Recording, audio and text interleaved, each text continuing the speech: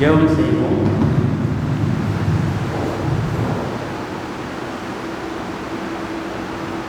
உம்மை நாங்கள் நோக்கி பார்க்கிறோம். எங்களுக்கு ஒத்தாசை உதவி உம் கரத்திலிருந்தே வருகிறது. எங்கள் வாழ்வை மீட்டுக் கொண்டவர், நன்றியோடு உம்மை பார்க்கிறோம். தொடர்ந்து நாங்கள் இந்த ஆராதனையை பங்கேற்கும் பொழுது உம்முடைய பிரசன்னத்தை உணர்ந்து கொள்ள, உம்முடைய புகழை பாடி மகிழ, வார்த்தைகளை தியானிக்க, இவைகள் எல்லாவற்றின் மூலமாக உம்முடைய அடியவர்களாக நாங்கள் தொடர்ந்து வளர உதவித்தார். அதற்கு அனைவரையும் ஆசீர்வதியும். ஆராதனை முழுமையிலும் உம்முடைய பிரசன்னத்தை காண உதவித்தார். இயேசுவின் நாமத்தில் கேட்கிறோம் அன்புள்ள பிதாவே, ஆமென். ஆராதனைக்கு ஆரம்பமாகவும் ஆண்டு நாமத்திற்கு மகிமை உண்டாகும்படியாகவும் நாம் அனைவரும் எழுந்து நின்று பாமாலை 16 பாடுவோம். பாமாலை 16.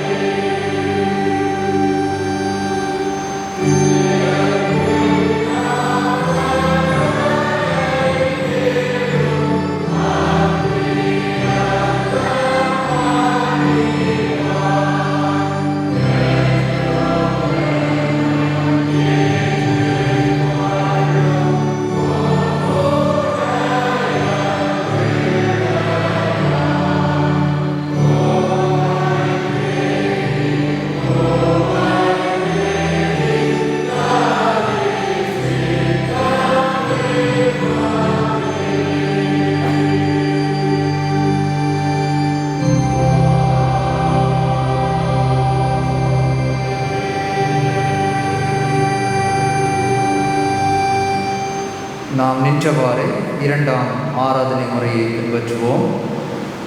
நாம் கடவுளை தொழுவோம். கடவுள் ஆவியாயிருக்கிறார். அவரை தொழுது கொள்கிறவர்கள் ஆவியோடும் உண்மையோடும் அவரை தொழுது கொள்ள வேண்டும். நம்முடைய பிதாவாகிய கடவுளாலும் கர்த்தராகிய இயேசு கிறிஸ்துவினாலும் உங்களுக்கு கிருபையும் சமாதானமும் உண்டாவதாக. இது கர்த்தர் உண்டு பண்ணின நாள், இதிலே கழிவது மகிழக்கடவோம். நீங்கள் உங்கள் வஸ்திரங்களை அல்ல, உங்கள் இருதயங்களை கிழித்து உங்கள் தேவனாகிய கர்த்தரிடத்தில் திரும்புங்கள். அவர் இரக்கமும் மன உருவமும் நீடிய சாந்தமும் மிகுந்த கிருபை உள்ளவர். அவர் தீங்குக்கு மனஸ்தாபப்படுகிறவருமாயிருக்கிறார். இயேசு சொன்னார், ஒருவன் என் பின்னே வர விரும்பினான் அவன் தன்னை தான் வெறுத்து தன் சிலுவையை எடுத்துக்கொண்டு என்னை பின்பற்ற கடவான். ஆண்டவரே, எங்கள் உதடுகளை திறந்தருளும். பிதாவுக்கும் குமாரனுக்கும் பரிசுத்த ஆவிக்கும் மகிமை உண்டாவதாக. அதிலும் சதா காலத்திலும் மகிமை உண்டாவதாக. ஆமென். திரியேக கடவுளை போற்றுவோம். எங்கள் தந்தையாம் கடவுளே, உமது வல்லமையாலும் ஞானத்தாலும் எல்லாவற்றையும் படைத்து உமது குமாரனை எங்கள் ரட்சிகராக தரும்படி உலகத்தில் அருள் கூர்ந்தீரே, உம்மை போற்றுகிறோம். குமாரனாம் கடவுளே, பாவத்தை தவிர்த்து எல்லாவற்றிலும் எங்களைப் போல் மனிதனாகி எங்கள் பாவங்களுக்காக ஒப்புக் கொடுக்கப்பட்டு எங்கள் நீதிக்காக உயிர்த்தெழுதியவரே, உம்மை போற்றுகிறோம்.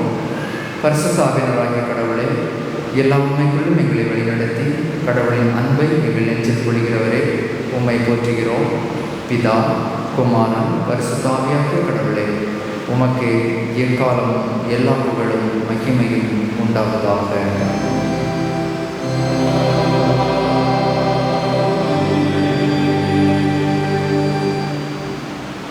நமது பாவம் இல்லை என்போமானால் நம்மை நாமே வஞ்சிக்கிறவர்களாகவும், நமக்குள் உண்மை இல்லை. நமது பாவங்களை அறிக்கையிட்டால் பாவங்களை நமக்கு மன்னித்து எவ்வித அனிலும் நீங்க நம்மை சுத்திகரிப்பதற்கு இயேசு கிறிஸ்து நம்பத்தக்கவரும் நீதியும் உள்ளவர். நான் எழுந்து என் தகப்பனிடத்துக்கு போய், தகப்பனே, பரத்துக்கு விரோதமாகவும் உமது பார்வையிலும் பாவம் செய்தேன். இனி உம்முடைய மகன் என்று சொல்லப்படுவதற்கு நான் பாத்திரம் அல்ல. உம்முடைய கூலிக்காரரில் ஒருவனாக என்னை வைத்துக் கொள்ளும் என்றேன். கடவுள் ராஜ்யம் சமீபித்திருக்கிறது. மனம் திரும்பி சுவிசேஷத்தில் நம்பிக்கை வையுங்கள். நமது பலவீனங்களுக்காக பரிதவிக்க முடியாத பிரதான ஆசாரியர் நமக்கு இராமல் எல்லா விதத்திலும் நம்மை போல் சோதிக்கப்பட்டும் பாவமில்லாத பிரதான ஆசாரியரே நமக்கு இருக்கிறார். நாம் முழங்கால் படியிட்டு மௌனமாக நம்மை நாமே சோதனை செய்வோம்.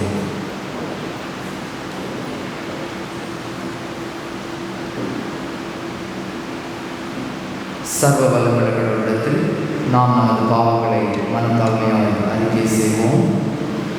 சர்வ வல்லமையும் மிகுந்த இரக்கம் உள்ள பிதாவே, தப்பிப்பான ஆடுகளைப் போல நாங்கள் உடைய வழியை விட்டு வழியை அறிந்து போனோம். எங்கள் இதயத்தின் யோசனைகளுக்கும் விருப்பங்களுக்கும் மிகவும் இணங்கி நடந்தோம். உமது பரிசுத்த கற்பனைகளுக்கு விரோதமாய் குற்றம் செய்தோம். செய்யத்தக்கங்களை செய்யாமல் செய்யத்தகாதவர்களை செய்து வந்தோம். எங்களுக்கு சுகமே இல்லை. ஆனால் ஆண்டவரே, தேவரே, எங்கள் ஆண்டவராகிய இயேசு கிறிஸ்துவின் மூலமாக மனிதனுக்கு அறிந்த வாக்குத்தங்களின்படியே நிர்வாகியமுள்ள குற்றவாளிகளாகிய எங்களுக்கு இறங்கும். தப்பிதங்களை அறிக்கையிடுகிற எங்கள் மேல் பொறுமையாகவும் பாவத்திற்கும் துக்கப்படுகிற எங்களை சீர்படுத்தும். மிகவும் இரக்கமுள்ள பிதாவே, உம்முடைய பரிசுத்த நாமத்திற்கு மகிமையுண்டாகும்படி நாங்கள் இனி தேவ பக்தியும் நீதியும் தெளிந்த புத்தியும் உள்ளவர்களாய் நடந்து வர இயேசு கிறிஸ்துவின் தான் எங்களுக்கு கிருபை செய்தருளும். ஆமென். சர்வ வல்லமையும் மிகுந்த இரக்கமுள்ள ஆண்டவர் மன்னிப்பையும் பாவ நிவர்த்தியும் நமக்கு கற்றுத்தருளி வாழ்க்கையை சீர்படுத்துவதற்கான காலத்தையும் தமது பரிசுத்தாவின் கிருபையையும் தேற்றுதலையும் தந்தருள்வாராக.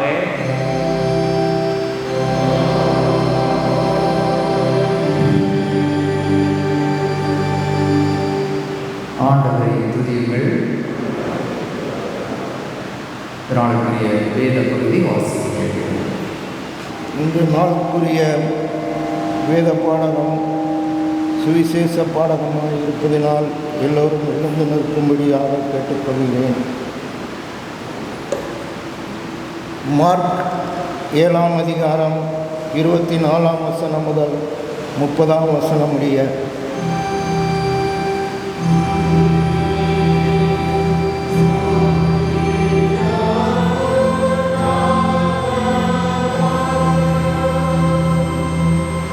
மார்க் எழுதின சுவிசேஷம் 7ஆம் அதிகாரம் 24ஆம் வசனம் முதல்.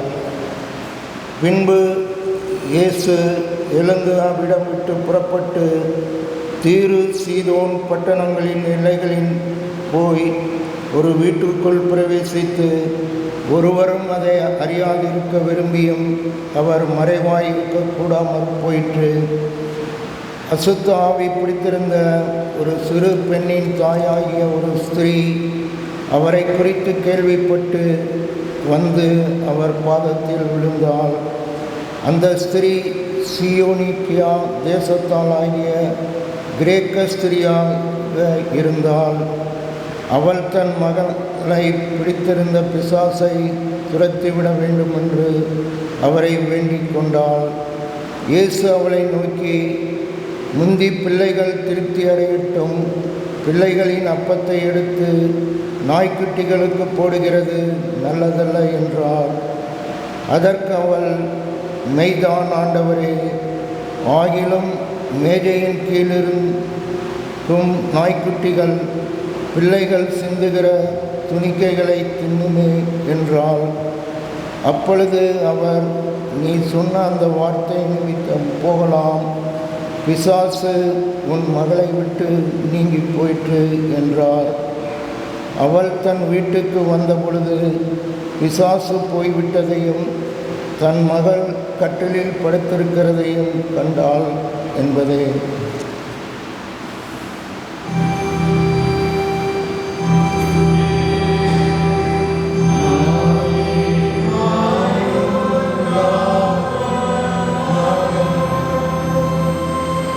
நாம் நின்ற வண்ணமாகவே பாமாலை 367 பாடுவோம். பாமாலை 367.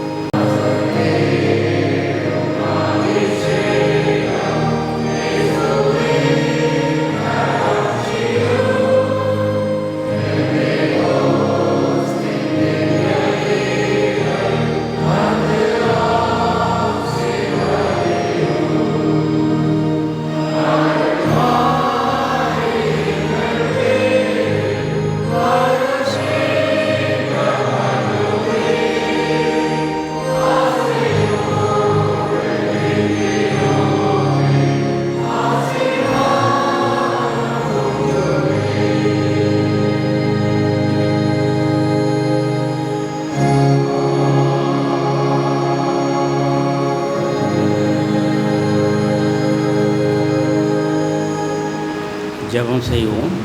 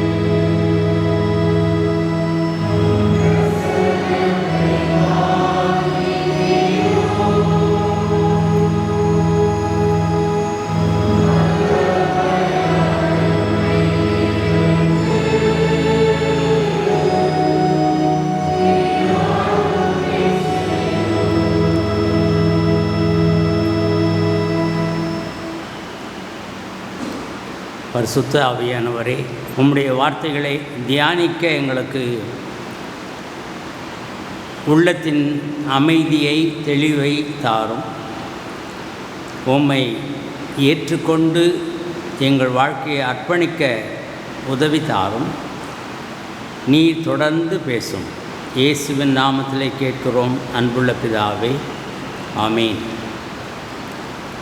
கிறிஸ்துவுக்குள் அன்பானவர்களே, உங்கள் அனைவரையும் ஆண்டவர் இயேசு கிறிஸ்துவனுடைய திருப்பெயரினாலே வாழ்த்துகிறேன். கர்த்தருடைய ஆசீர்வாதம் உங்கள் அனைவரோடும், தனிநபரோடும், குடும்பங்களோடும் எப்போதும் துணை நிற்பதாக.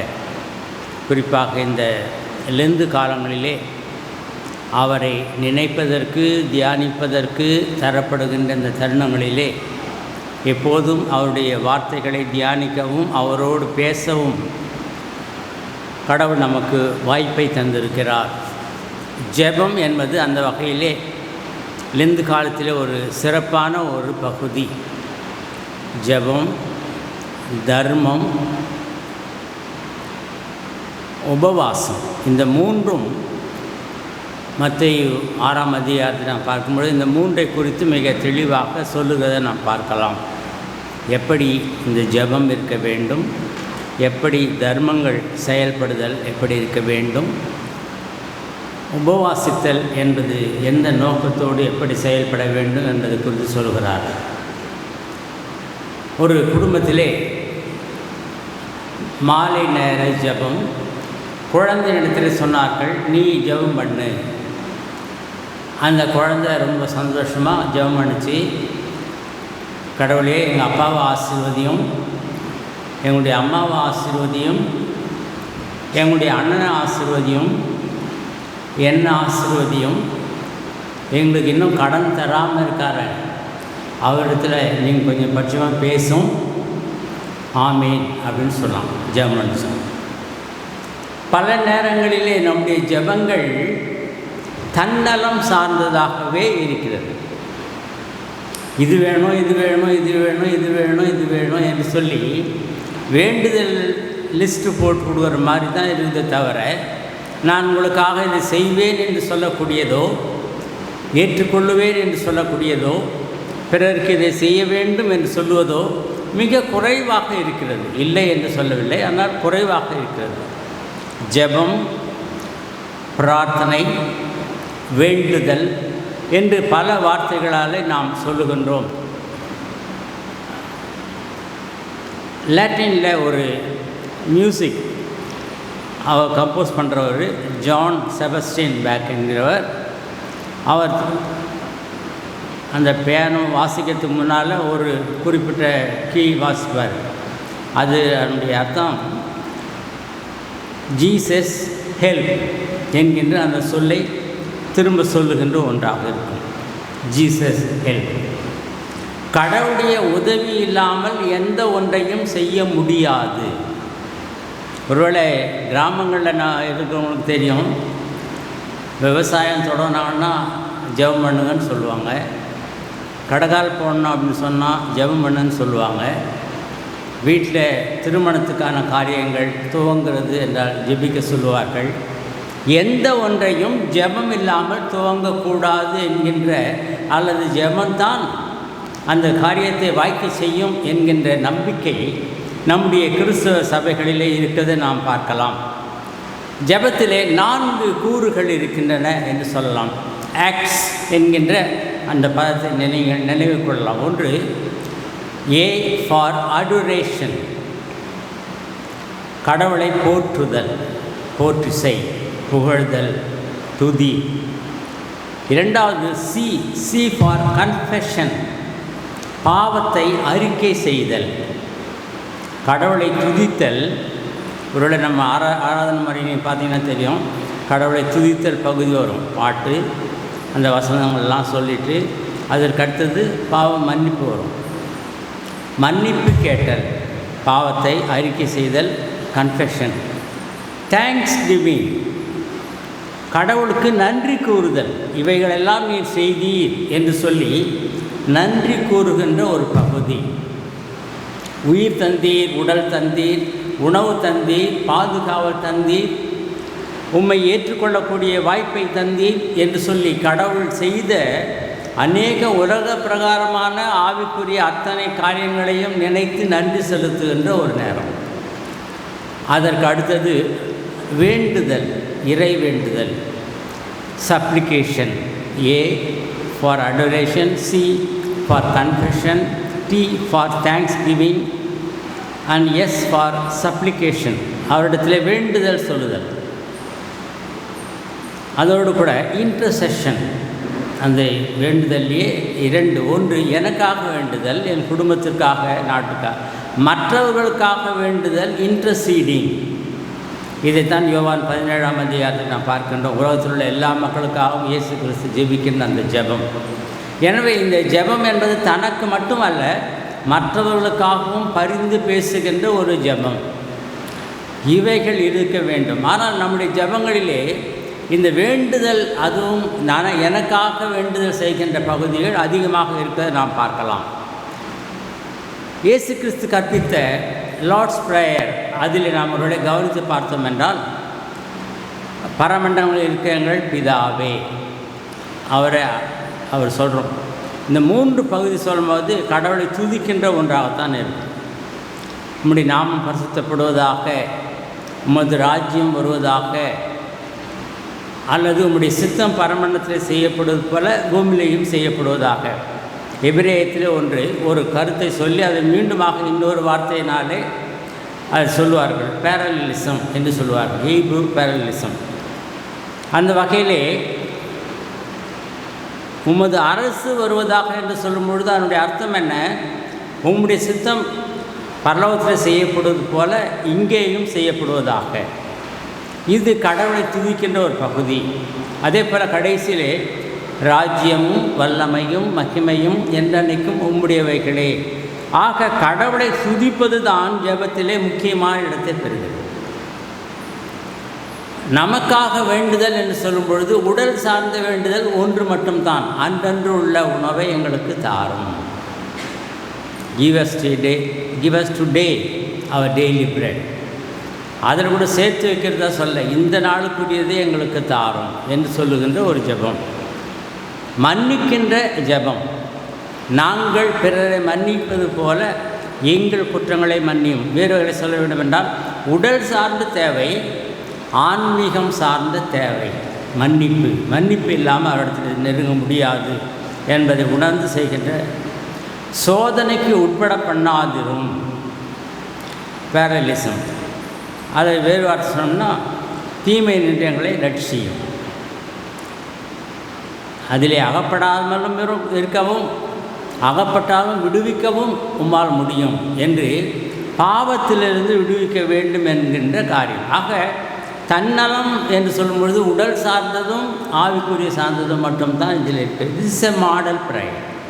எனவே கடவுளை துதி என்கின்ற அந்த துதி பகுதி இல்லாமல் எனக்கு இது வேண்டும், அது வேண்டும், அது வேணும், எது வேணும் என்று சொல்லுகிறது முழுமையான ஜெபம் அல்ல.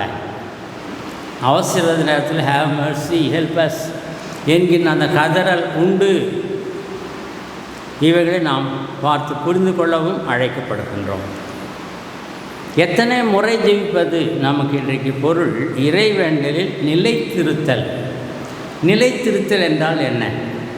24 மணி நேரம் அவரை நோக்கி பார்க்கின்ற ஒரு வாழ்க்கை, எப்போதும் அவருடைய நினைவிலேயே இருத்தல், எப்போதும் அவரோடு கூட இணைந்திருத்தல். யூதர்கள் 3 முறை ஜெபித்தார்கள். ஒன்று காலை, மதியம், மாலை. அந்தி, சந்தி. சந்தின்றது ஈவினிங், மாலை, மதியம். அந்தி, சந்தி, மதியம், 3 வேளைகளிலும். ஆக காலை, மதியம், மாலை, இந்த 3 வேளை. முஸ்லிம்கள் 5 முறை சொல்வார்கள் நமாஸ் என்று சொல்லி. அதுபோல் ஒவ்வொருவருக்கும் ஒரு சில அமைப்புகள் உண்டு. ஆனால் இயேசு என்ன சொல்கிறாரு? 5 முறை, 3 முறை, 2 முறை என்றல்ல, எப்போதும் ஜெபியுங்கள். கடவுளோடு தொடர்பில்லாமல் நீ வாழ முடியாது, உயிரற்ற சடலமாக இருப்பாய். எனவே always keep in touch with God.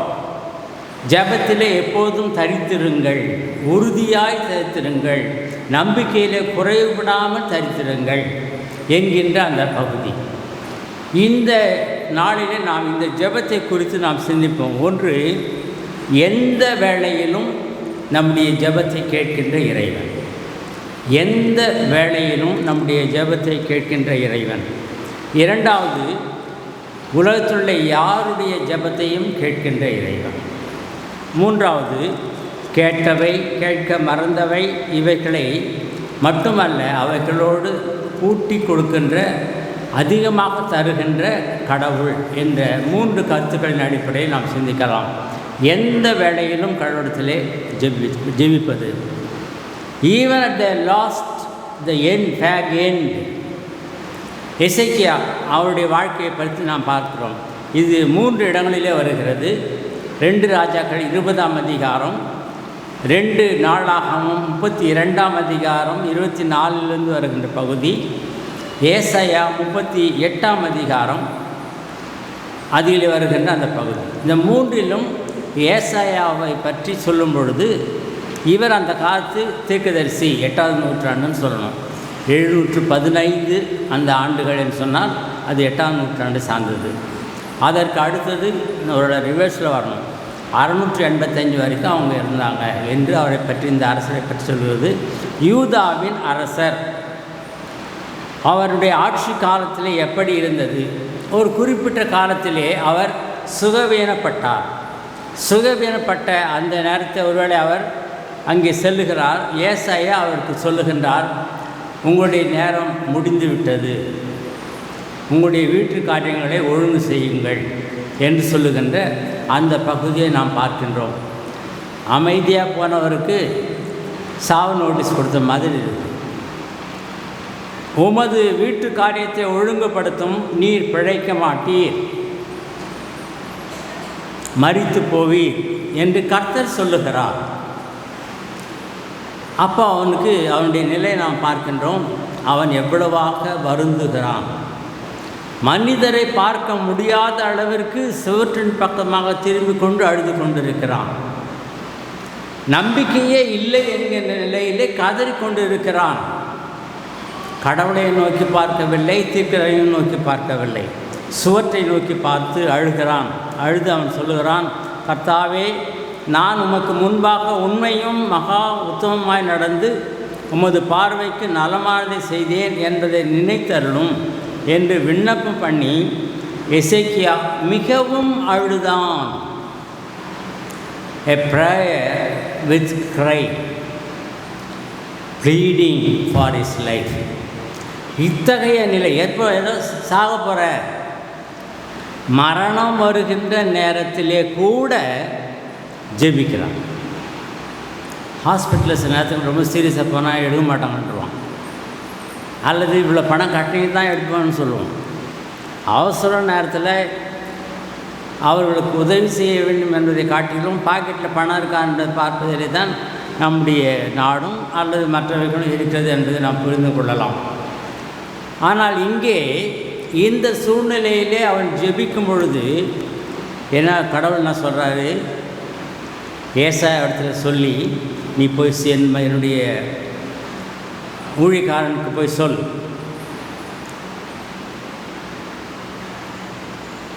நீ திரும்பி போய் என் ஜனத்தின் அதிபதியாகிய எசேக்கியாவை நோக்கி, உன் தகப்பனாகிய தாவீதின் தேவனாக இருக்க கர்த்தர் சொல்வது என்னவென்றால், உன் விண்ணப்பத்தை கேட்டேன்,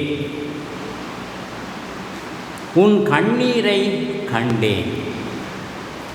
கடவுள் 2 கேட்குறார். ஒன்று அவனுடைய பார்வை, உடலிலே இருக்கின்ற பார்வை. விண்ணப்பத்தை கேட்டேன், உன் கண்ணீரை கண்டேன். ஆனால் அதுக்கு மேலே ஒன்று நடக்குது, அவனுடைய உள்ளத்தையும் பார்க்கிறார், அவனுடைய கதறலை பார்க்கிறார், அவனுடைய கண்ணீரை பார்க்கிறார். அந்த வார்த்தைகளோடு கூட அதற்கு முன்பாகவே அவனுடைய உள்ளத்தினுடைய உணர்வுகளை பார்க்கிறார்.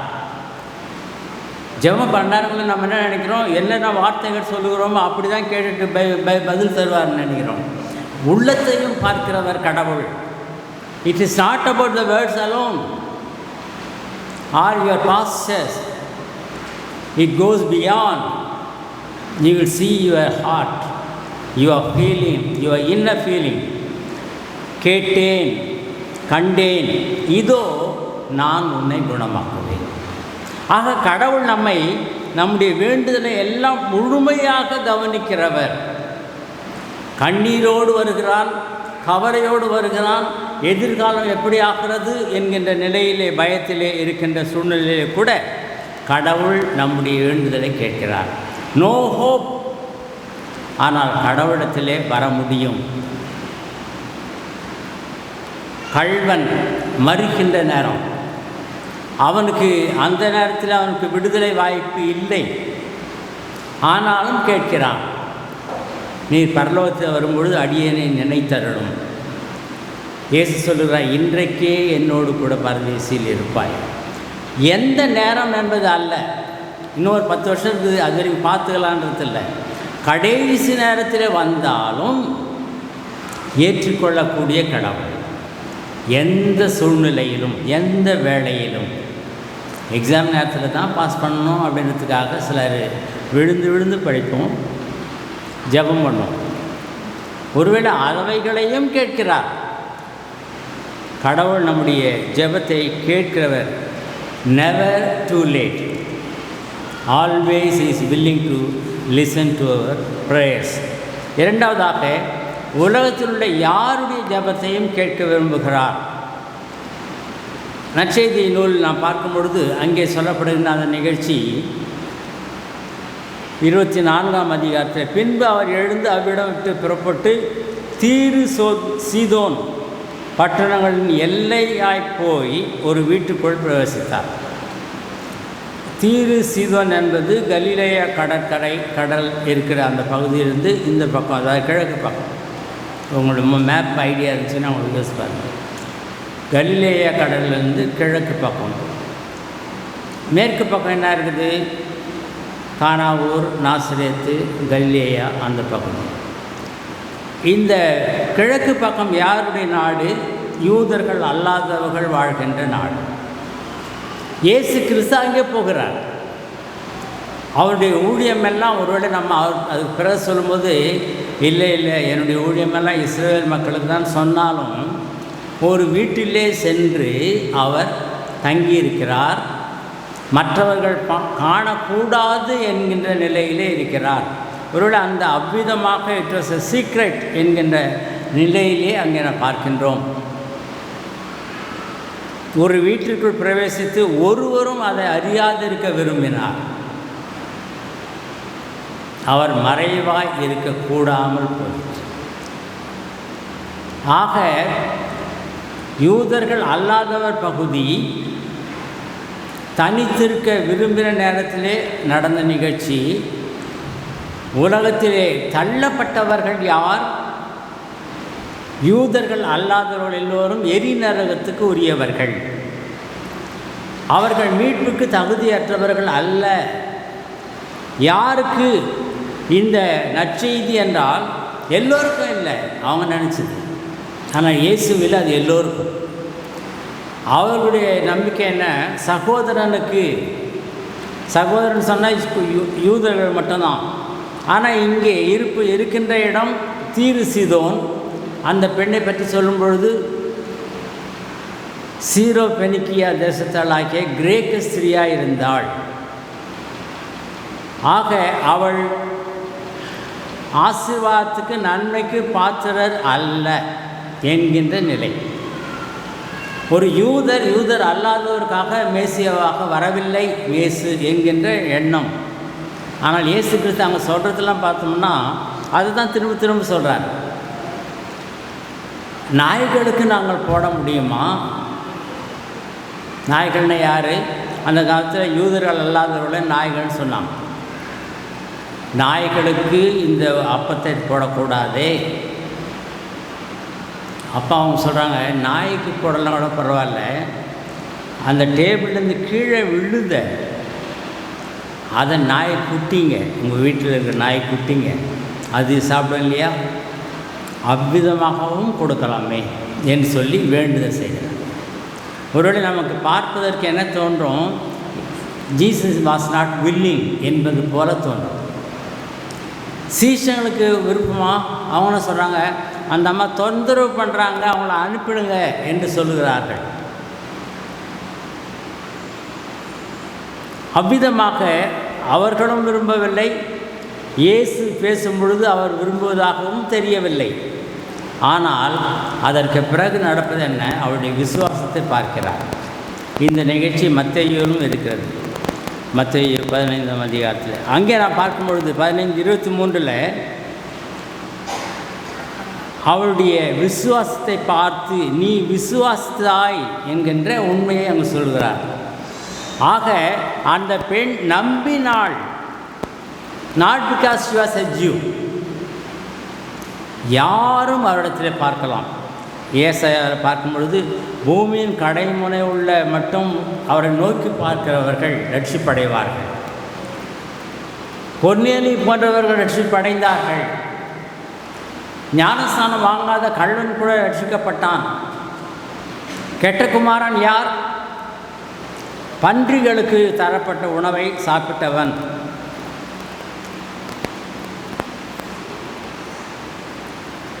ஆதியாகமம் 16ஆம் அதிகாரம் 13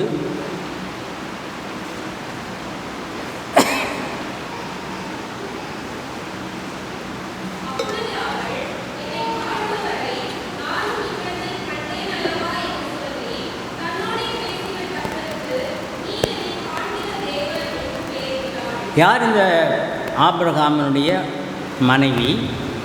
யார் இவள்? அடிமை பெண், எகிப்து தேசத்தாள். அப்படின்னா கடவுளுடைய கிருபைக்கு பாத்திரன் அல்ல. ஆனால் அவங்க சொல்கிறாங்க, என்னை காண்கிற தேவன். உலகம் நம்மை பார்க்காமல் இருக்கலாம். உலகத்தின் பார்வையில் நாம் சம மனிதராக பார்க்கப்படாமல் இருக்கலாம். தகுதி உடையவர்கள் என்று அவர்கள் கருதாமல் இருக்கலாம். ஆனால் இயேசு உண்மையிலேயே அத்தகையவருக்கும் தகப்பனாக சுகம் தர விரும்புகிறவர். யாரும் அவரிடத்திலே ஜெபிக்கலாம். ஒருவேளை நீங்கள் கவனித்து பார்த்தீங்கன்னா, நம்ம விட அதிகமாக நம்பிக்கையோடு வரவங்க நான் கிறிஸ்டியன்ஸ். ஒரு முறை மருத்துவமனைக்கு நான் ஐநாவரம் திருச்சபையில் அவரோட செக்ஷனுடைய ஒய்ஃபு உடம்பு சரியில்லாமல் இருந்தாங்க. அப்போ நாங்கள் அங்கே போய் பார்க்கறதுக்கு போனோம். அந்த அம்மா அங்கே இருக்க எல்லாருக்குமே சொல்லிகிட்டு இருக்காங்க, எங்கள் பாஸ்டர் வர்றாருன்னு சொல்லிட்டு. அதனால் அன்றைக்கி அங்கே அவங்களுக்கு ஜெபம் பண்ணிவிட்டு நாம் புறப்படலான்னு நினச்சா, ஐயா இவங்க ஜெபம் பண்ண சொன்னாங்க. அங்கே போனோம். பார்த்தா ஆல்மோஸ்ட் எல்லா பேஷண்ட்டையும் அந்த மாதிரி இன்ட்ரடியூஸ் பண்ணிட்டாங்க. அவங்க அந்த ஜெபத்தை கேட்கின்ற விதம் இருக்கிறது, நம்மை விட நம்பிக்கையோடு பார்க்கிறவர்கள். கடவுளுடைய பார்வையில் ஒருவரும் தூரமானவர் அல்லவே. கடவுள் அவர்களையும் நேசிக்கிறார். கானானிய ஸ்திரீ, பெனிக்கிய ஸ்திரீ, கிரேக்கர் பெண், பேய் பிடித்த ஒரு மகள், ஆனாலும் நேசிக்கிறார். யாரும் அவரிடத்தில் செல்ல முடியும். மூன்றாவதாக, கேட்டவை கேட்காதவை என்று சொல்லி மட்டுமல்ல, மற்றவைகளையும் பல மடங்காக தருகிறவர் என்பதை நாம் பார்க்கின்றோம். 2 ராஜாக்கள் 20ஆம் அதிகாரத்தில் நாம் பார்க்கும் பொழுது அந்த ராஜாவுக்கு தரப்படுகின்ற பதில் நாம் பார்க்குறோம்.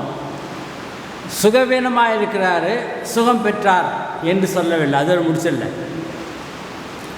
ஐ will add 15 more years in your life. இப்போ அர்ஜென்ட்டு, இப்போது ரொம்ப சீரியஸு, இதிலேருந்து நீ தப்பிச்சிட்டல, இன்னும் 15 ஆண்டுகளை கூட்டி கொடுக்கிறார். நாம் கேட்டது மட்டுமல்ல, கேட்காத அநேக நன்மைகளை நமக்கு தர வல்லவராக இருக்கிறார். அஷூரன்ஸ் சொல்கிறாரு, within 3 days you will go to temple. 3 நாளிலே ஆலயத்துக்கு போவாய்.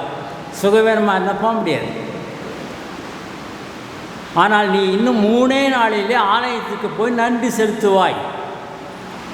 Within short period of 3 days you will be healed.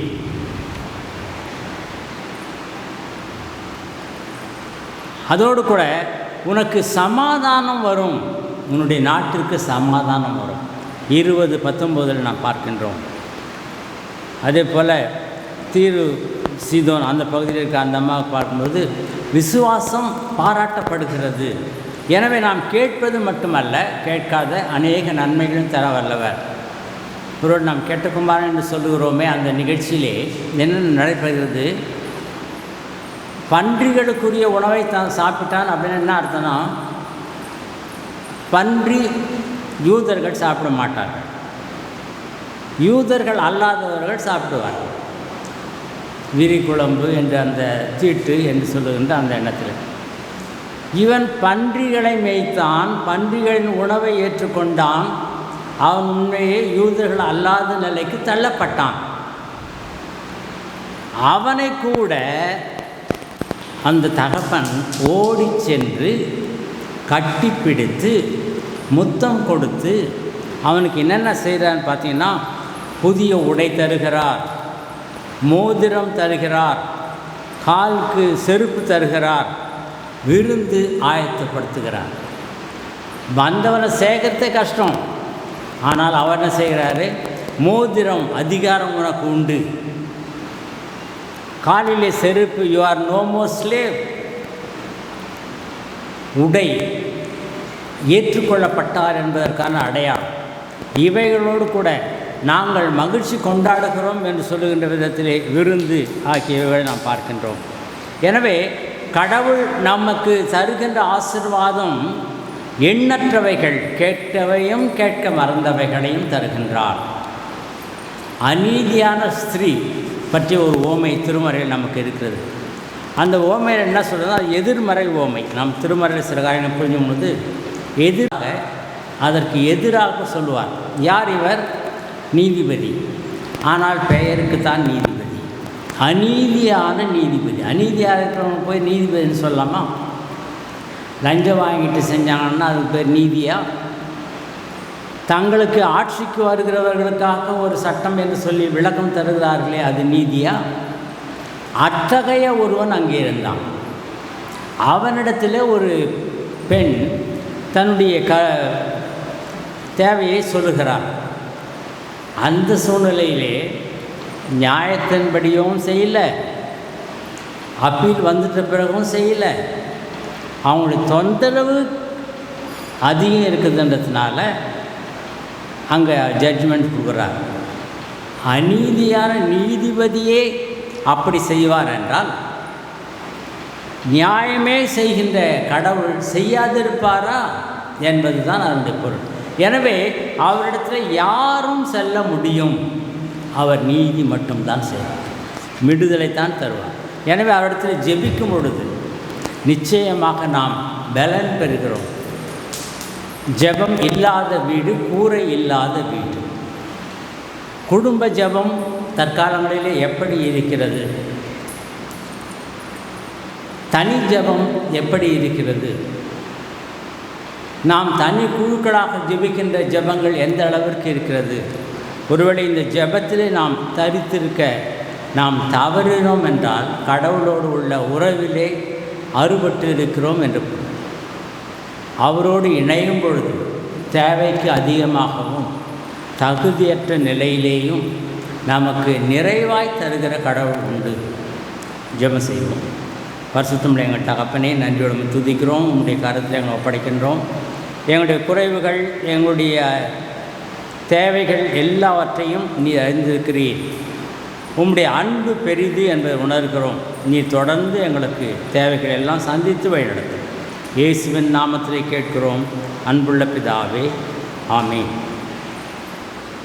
செய்தி கேட்டு நாம் அனைவரும் எழுந்து நின்று நம்முடைய விசுவாசத்தை அப்போஸ்தலர் விசுவாச பிரமாணம் மூலமாக நாம் சேர்ந்து அறிக்கை செய்து உறுதிப்படுத்திக் கொள்வோம்.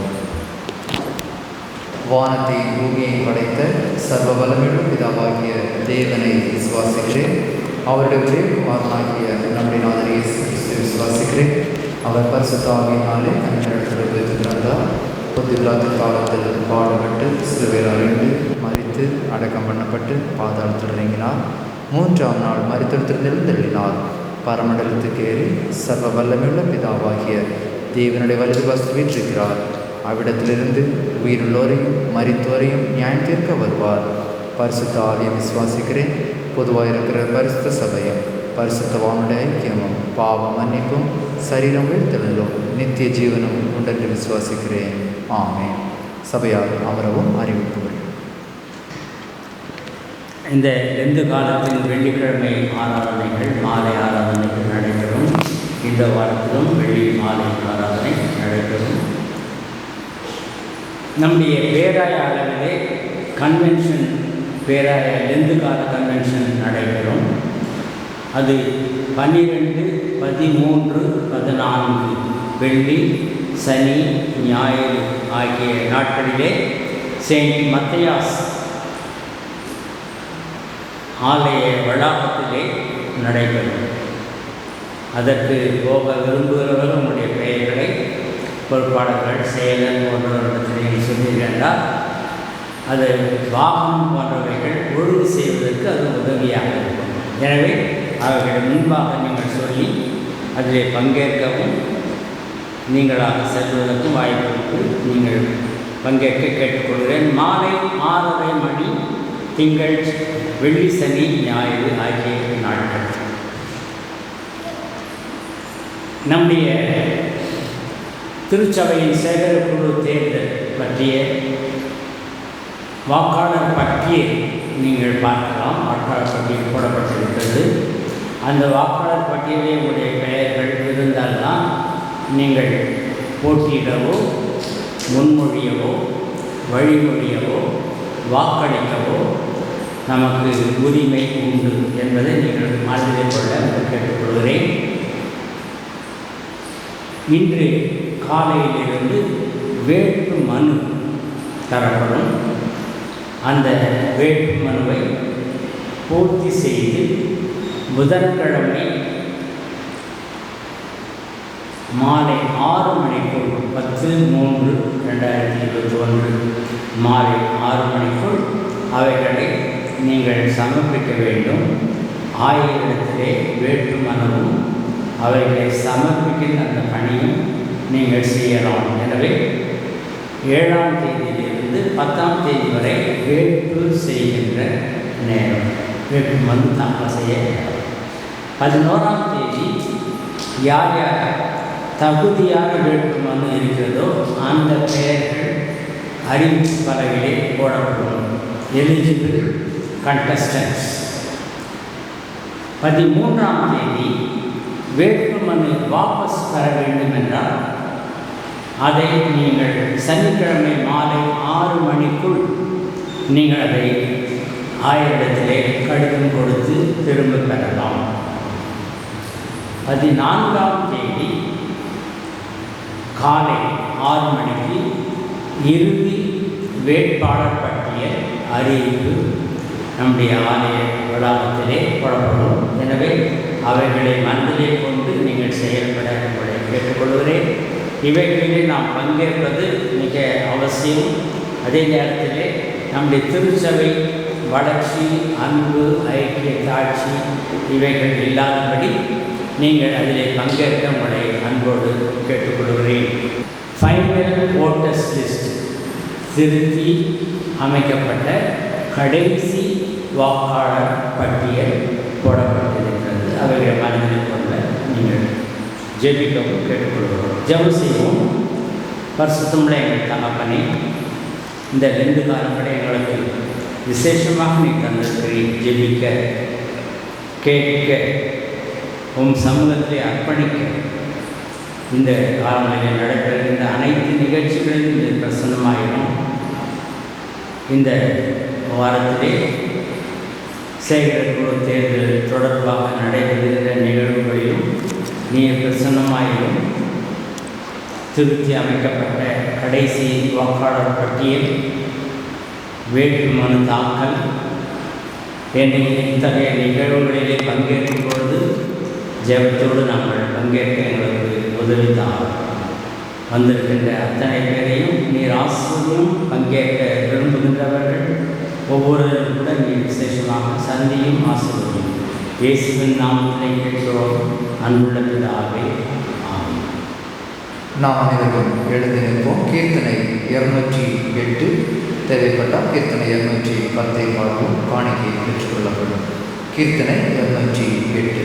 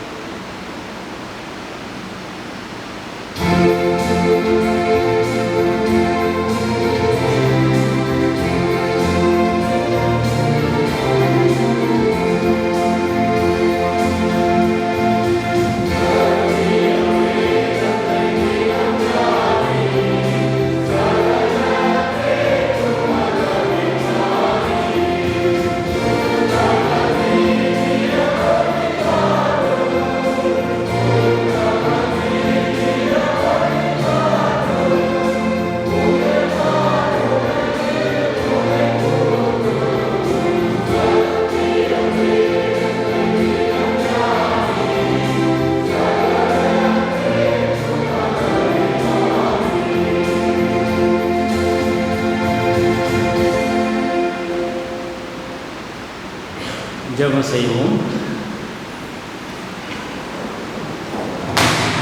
பரிசுத்தம் எங்கள் தகப்பனே, இந்த காலை வேளையிலே இந்த சமூகத்தில் வந்து உம்மை பாடி துதிக்க, வார்த்தையை கேட்க, எங்களை அர்ப்பணிக்க நீ தந்த இந்த வாய்ப்புக்காக நன்றி செலுத்துகின்றோம். ஜெபமே ஜீவன், ஜெபமே வாழ்வு தருவது என்பதை உணர்ந்து உம்முடைய சமூகத்திலே நம்முடைய உணர்வுகளை, வேண்டுதல்களை, நன்றிகளை, துதிகளை, ஸ்தோத்திரங்களை எப்போதும் ஏறெடுக்க எங்களுக்கு உதவிதான். இந்த வாரத்திலும் தங்களுடைய பிறந்த நாட்கள், திருமண ஆண்டுகள் காணுகின்ற ஒவ்வொருவருக்காகவும் நாங்கள் ஜெபிக்கிறோம். அனைவரையும் விசேஷமாக ஆசீர்வதியும், அவருடைய வாழ்க்கையின் தேவைகளை சந்தியும். படிக்கின்ற பிள்ளைகளுக்காக ஜெபிக்கிறோம். அவருடைய விசேஷித்த உன்னுடைய ஆசீர்வாதத்தினால் நிரப்ப நாங்கள் வேண்டுகின்றோம். உம்மை பற்றிய அறிவிலே அவர்கள் தொடர்ந்து வளருகின்ற கிருபைகளை தாரும். வாலிப பிள்ளைகளுக்காக ஜெபிக்கிறோம். அவருடைய படிப்பு, பணி, தேவைகள் எல்லாவற்றும் நீர் துணையாக நிற்கும். எங்களுடைய திருச்சபையின் ஐக்கிய குழுக்கள், ஓய்வு நாள் பள்ளி, பெண்கள் ஐக்கியம், வாலிபர் ஐக்கியம், ஆண்கள் ஐக்கியம் என்ற ஒவ்வொரு நிலையிலும் அவர்களோடு இருந்து வழிநடத்த நாம் வேண்டுகிறோம். உம்மை துதிக்க எங்களுக்கு தொடர்ந்து உதவித்தார். எங்களுடைய திருச்சபையில் நடைபெறுகின்ற நிகழ்வுகளிலே நீர் பிரசன்னமாயினும் சிறப்பாக இந்த நாளிலும் சுகவீனத்திலே இருக்கிறவர்கள், மன பயத்திலே இருக்கிறவர்கள், தேவையிலே இருக்கிறவர்கள், உம்மை நோக்கி பார்க்கிறவர்கள் ஒவ்வொருவருக்காகவும் ஜெபிக்கிறோம். எங்களுடைய ஆயருக்காக ஜெபிக்கிறோம். அவருக்கு நல்ல சுகத்தை தாரும். அவ்விதமாகவே ஒவ்வொரு தேவையிலும் இருக்கின்றவர்களுக்கு அவருடைய தேவைகள் சந்தித்து ஆசீர்வதிக்க நாங்கள் வேண்டுகின்றோம். வந்திருக்கின்ற அனைவரையும் மீண்டுமாக கரத்தில் ஒப்படைக்கின்றோம். இந்த மாதத்தின் ஒவ்வொரு நாளையும் நீர் எங்களுக்கு ஆசீர்வதித்து தாரும். எங்களுடைய தமிழ்நாட்டிற்காகவும் மற்றும் இந்தியா முழுவதிலும் நடைபெறுகின்ற பொது தேர்தலுக்காக நாங்கள் ஜெபிக்கிறோம்.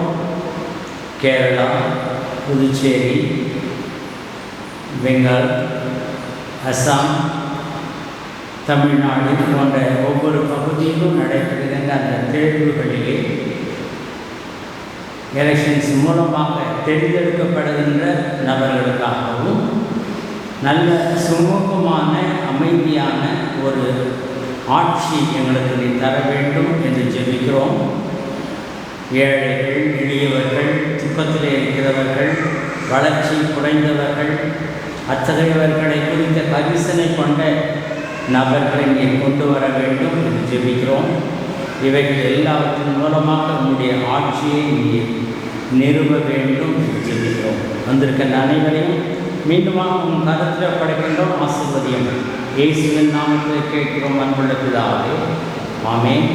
நமது ஆண்டவராகிய இயேசு கிறிஸ்துவின் கிருபையும் பிதாவாகிய தேவனுடைய அன்பும் பரிசுத்த ஆவியானவருடைய ஐக்கியமும் வழிநடத்துவது உங்கள் அனைவரோடும் ஒவ்வொருவரோடும் இன்றும் என்னும் சதா காலமும் நிலைத்து நிற்பதாக.